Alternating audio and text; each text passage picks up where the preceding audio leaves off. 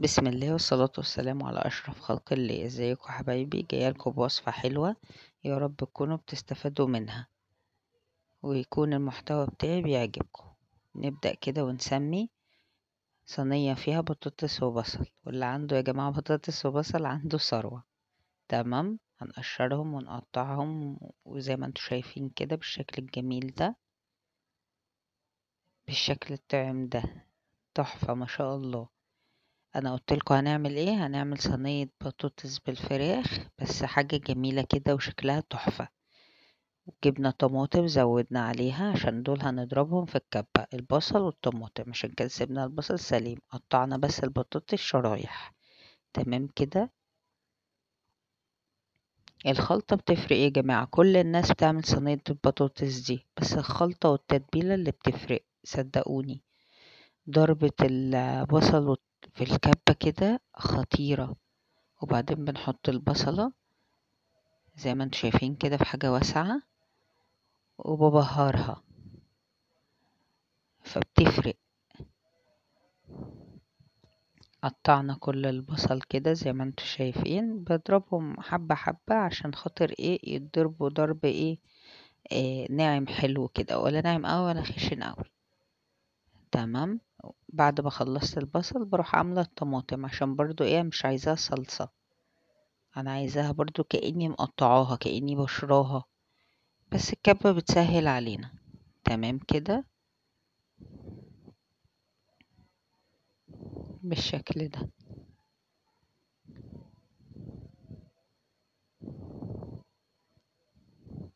وبعدين نجيب فلفل بقى، حامي بارد زي ما انتي حابة. كل الناس بتعرف تعمل يا جماعة انا عارفة، بس انا بشارككم معايا، ممكن تاخدوا فكرة مني، تستفادوا بحاجة. ودي البهارات زي ما انتوا شايفين، بحط بابريكا مدخنة، تدي طعم حلو قوي البابريكا المدخنة دي. تمام كده. وبحط بقى بهارات فراخ عشان انا هعملها بالفراخ، فلفل اسود، والملح بتاعي طبعا، مرقة دجاج لو انتوا حابين.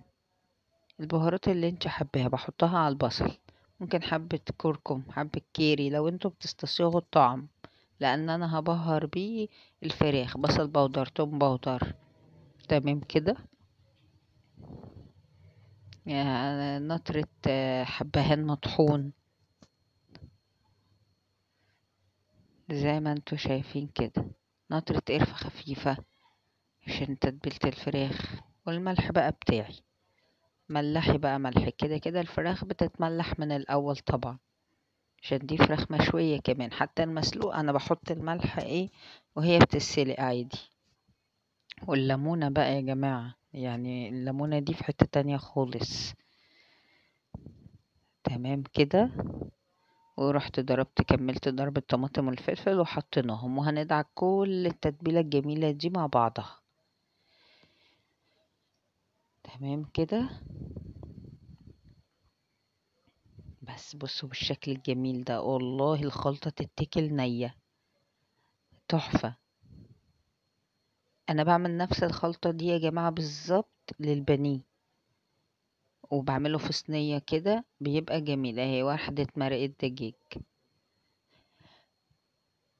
بس، وبحطه في صينية وبحطه في الفرن، بيبقى جميل، ولا قلي بقى ولا زيت ولا الكلام ده. تمام كده اهو، بالشكل الجميل اللي انتوا شايفينه ده. العين برضو بتاكل يا جماعة قبل البق، فلازم نظبط الحاجة قوي ونخلي البرزنتيشن بتاعها حلو بالشكل اللي انتوا شايفينه ده. تمام كده.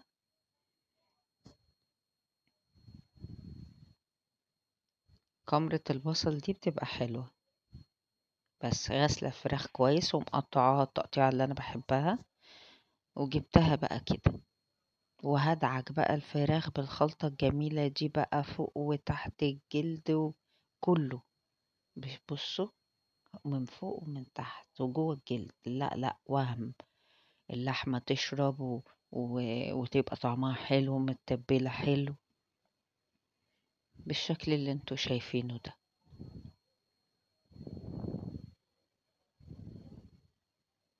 وادي بطاطس، قلت برضو اقلبها في نفس الخلطة عشان تشرب منها. هو انا ما شاء الله كان كمية، فهعملهم على صينيتين.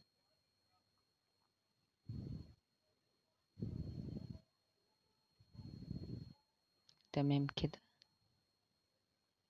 اهو. بنحط الفراخ تحت الاول عشان وهي بتغلي. هي احنا دي وراك، عاملينها وراك عشان احنا كلنا بنحب الوراك اكتر. الصدور بنحبها بانيه. وعلى البطاطس بالخلطة بتاعتها الجميلة دي من فوق تاخد غلوة من على البوتاجاز اهو. كل بقى الخلطة اللي كانت في الصينية فوق صينيتين البطاطس، وهحطها على البوتاجاز تغلي من فوق كويس. ولما اجي ادخلها الفرن بروح مطلعه الفراخ من فوق عشان تاخد وش في الفرن. بس كده، مفيش اسهل ولا اجمل من كده. حتى والله ما لحقناش نعمل رز، الصراحة كلنا بعيش كانت خطيرة اهو. زي ما قلت لكم بحط فوق البوتاجاز تاخد غلوة. بصوا البخار، بوريكم البخار اللي طالع. وبعد كده طلعتها فوق كده اهو بالشكل الجميل ده، عشان اما ادخلها الفرن بقى الفراخ تاخد شوية حلوة يعني. بس ودخلت الفرن وخرجت من الفرن وبألف هنا وشفا على كل قلب حد كل حاجة منها. ما تنسوش بقى يا جماعة تدعموني ولايك وشير للقناة، بتشرف بيكو. بس زي ما انتوا شايفين كده، وبألف هنا وشفا. يا رب المحتوى بتاعي يكون عجبكم، بتستفادوا منه وبتنبسطوا معايا.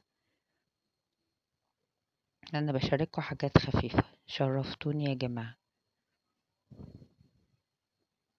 مع السلامة.